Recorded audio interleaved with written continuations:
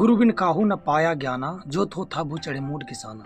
जी हाँ, ये वाणी आप सुने, इसको मतलब आप समझ गए होगे, नहीं समझे होगे तो फिर समझा देते हैं। जैसे गुरु होता है, गुरु बिन वेद पढ़े जो प्राणी। जैसे गुरु के बिना जो वेद पढ़ता है, वेद कहते हैं जो भी पढ़ते हो, जैसे कि कोई पुस्तक है उसको अगर पढ़ना है तो पढ़ने से पहले जैसे कि अपने आप से तो पढ़ेगा नहीं हो, पहले उसको गुरु धारण करेगा। गुरु धारण करने के बाद में वो बताएगा अक्षर के बारे में। तो इसी तरह से गुरु बिन वेद पढ़े जो प्राणी, समझे न सार रहे ज्ञानी। बिना गुरु के जो ज्ञान है वो समझ में नहीं आता है।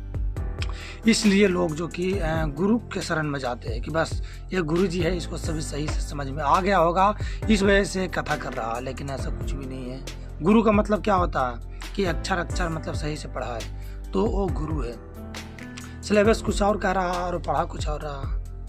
किताब से अगर पढ़ाता है, वो किताब से अगर सब कुछ बताता है तो सही है। अगर किताब से बाहरी का बात बता रहा है तो ढोंगी है, पखंडी है, वो लुटेरा है, मनुष्य जीवन को लूट रहा है, मनुष्य जन्म को छीन रहा है, मनुष्य जन्म को बर्बाद कर रहा है। तो बर्बाद होने से बचाना है कि नहीं बचाना है, बताइए। अगर बचाना है तो नकली धर्म गुरुओं को त्यागिए। सतगुरु वही होता है जो शास्त्रों के आधार से ज्ञान बताया, और शास्त्रों के आधार से ज्ञान सिर्फ और सिर्फ संत रामपाल जी महाराज जी ही बता रहे हैं। संत रामपाल जी महाराज जी सभी शास्त्रों के आधार से ज्ञान बता रहे हैं, इसलिए वो सतगुरु है। सतगुरु के उपाधि ले लेने से कोई सतगुरु नहीं हो जाता। सतगुरु का नाम रख लेने से सतगुरु नहीं हो जाता।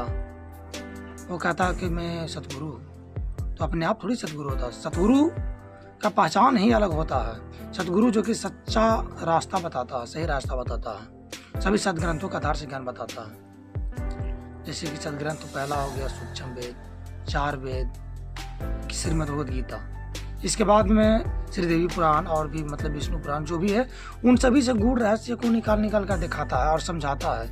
वो तत्वदर्शी संत होता है जो कि तत्वों से ज्ञान, तत्व से मतलब बताता है। जैसे कि होता ना कि मतलब कि तत्वदर्शी संत, तो तत्व से जानने वाला हो, जो अध्यात्म को समझने वाला हो, आध्यात्मिक गुरु हो। तो आध्यात्मिक गुरु मायने में अगर समझा जाए, सही मायने में, वो संत रामपाल जी महाराज जी है। संत रामपाल जी महाराज जी ही सभी शास्त्रों के आधार से ज्ञान बताकर और जितने भी जनता है उनको मतलब कि आगे सच्चाई परोसकर, उनको सदग्रंथों के आधार से भक्ति बताकर उनका मोक्ष मार्ग मतलब कि दिखा रहे हैं। और उस आधार से अगर भक्ति हम लोग करते हैं तो हम लोगों को जो कहते हैं ना कि अध्यात्म के रास्ता पर चलकर उसने ये प्राप्त किया, वो प्राप्त किया। तो अध्यात्म जो है, सच्चाई, जो अध्यात्म का जो सच्चाई है वो संत रामपाल जी महाराज जी बता रहे हैं। इनके आधार से अगर हम भक्ति करते हैं तो हमें वो सुख प्राप्त होता है जो वेदों और गीता में लिखा हुआ है। गीता अध्याय नंबर 18 का श्लोक नंबर 62 पढ़िए। गीता अध्याय नंबर 18 का श्लोक नंबर 66 पढ़िए। गीता अध्याय नंबर 16 का श्लोक नंबर 23 पढ़िए। गीता अध्याय नंबर 16 श्लोक 23-24 दोनों पढ़िए। इसमें हमको पता चलेगा। एक श्लोक और बता दूं जो ही मैंने बोला। गीता अध्याय नंबर 16 का श्लोक नंबर 23-24।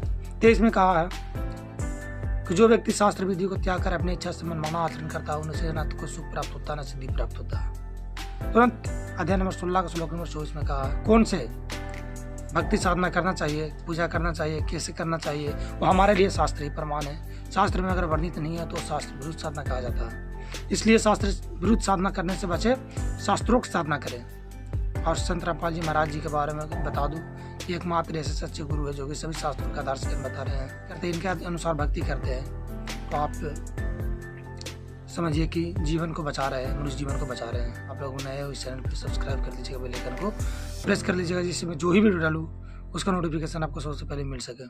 फिर मिलेगा इसी तरह से नेक्स्ट वीडियो में। तब तक के लिए आप सभी को नमस्ते।